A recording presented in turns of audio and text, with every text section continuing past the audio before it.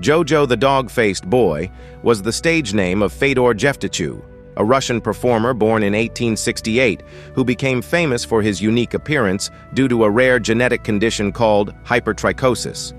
This condition, also known as werewolf syndrome, caused him to grow thick hair all over his face and body, giving him a wolf-like appearance.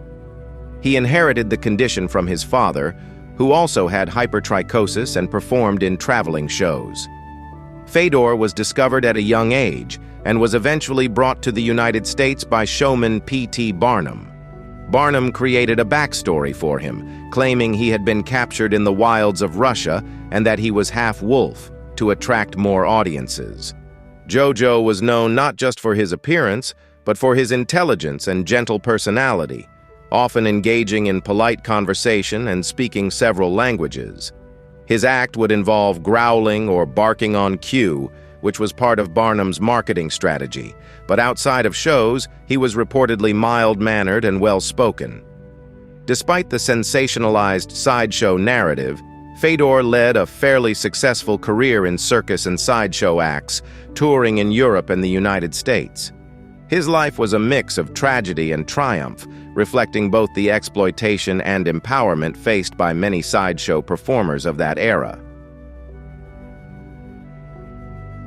Millie and Christine McCoy, known as the Two-Headed Nightingale, were conjoined twins born into slavery in 1851 in Columbus County, North Carolina. Each sister had 2 arms and 2 legs, but they were connected at the lower spine and shared one pelvis.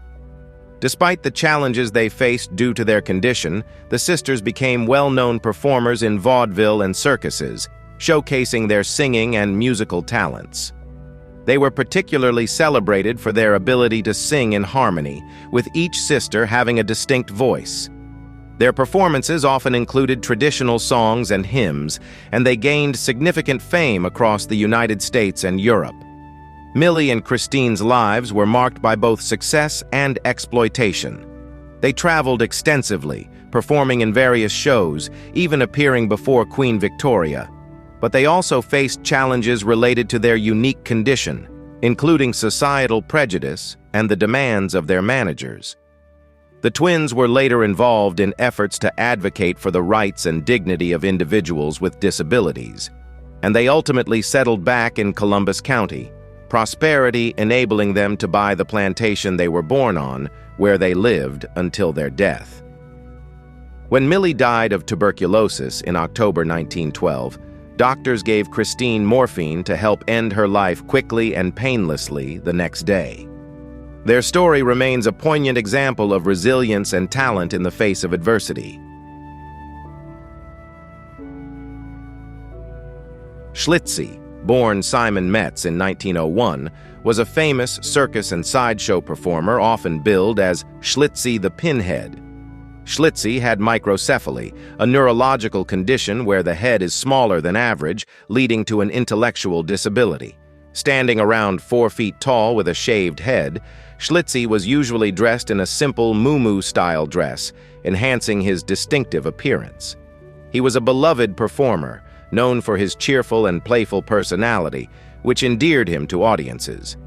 His most famous role was in the 1932 cult classic film Freaks, directed by Todd Browning, where he played a sideshow performer.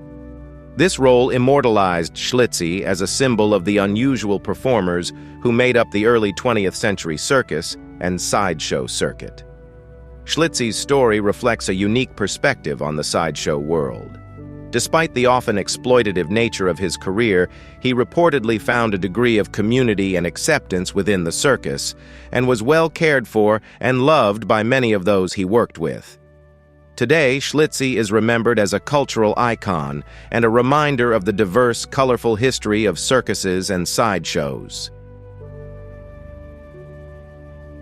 Myrtle Corbin, known as the Four-Legged Girl from Texas, was a sideshow performer born on May 12, 1868, in Alabama. She was born with a rare condition known as dipagus, which resulted in her having 2 separate pelvises and 4 legs. This unique physical condition made her a notable attraction in circus and sideshow circuits during the late 19th and early 20th centuries. Myrtle began her career in the circus as a teenager and gained fame for her unusual appearance.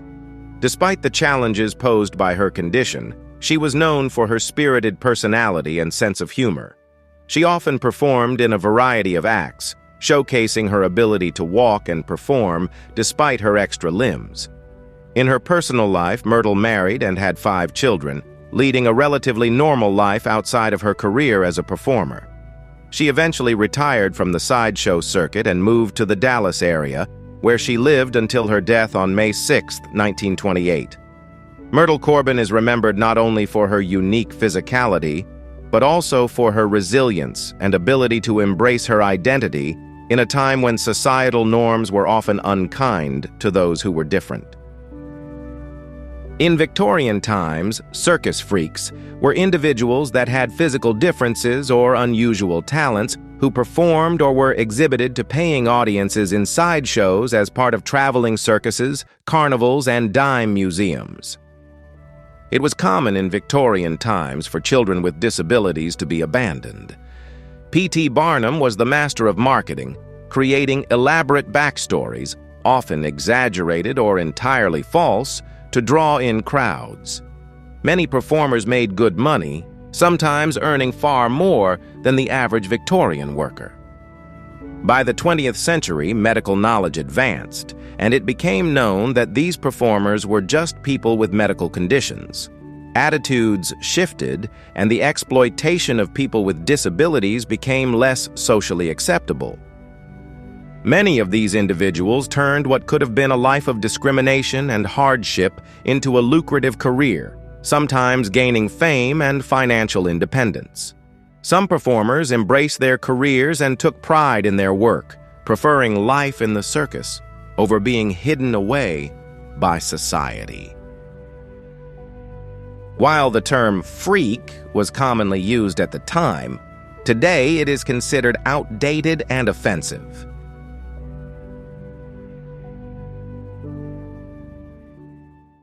What did you think about this video? Let us know in the comments. Thanks for spending time with us today, and don't forget to hit that subscribe button and tap the bell so you never miss a video.